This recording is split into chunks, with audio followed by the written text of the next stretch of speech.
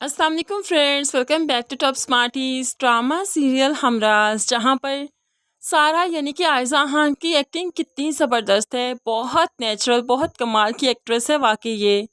यहाँ पर मालूम ही नहीं होता कि ये एक्टिंग कर रही है।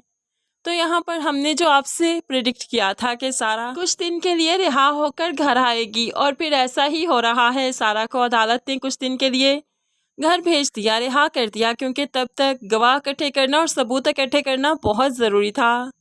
यहाँ पर सारा के वालिदैन उसे घर लेकर आए तो सारा की मुंतज़िर नज़रें सिर्फ अरहम को देख रही हैं कि इस बार वो उसे अपनाएगा या नहीं, अपनी ज़िंदगी में शामिल रखेगा भी या नहीं। तो यहाँ पर अरहम सारा के पास आता है, उसके पास बैठा तो सारा कहने लगी, मुझे तो लगा था कि तुम चले जाओगे, तुम अब मुझे नहीं अपनाओगे। जितने इल्ज़ामात मुझ पर लगे, भला कौन मुझे अपनाना चाहेगा।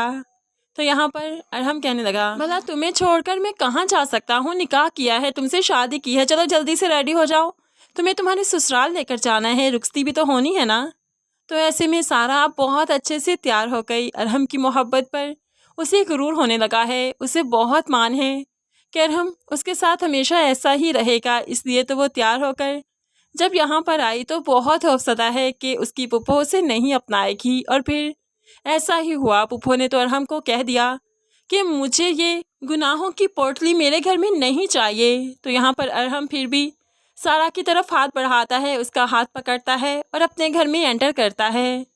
सारा तो यहाँ पर अरहम को देखकर रोने लगी कि इतनी मोहब्बत कोई किसी से कर सकता है क्या। अरहम सारा को अपने बेडरूम तक लेकर आता है, दोनों की ज़िंदगी का अच्छा सफ़र शुरू होता है।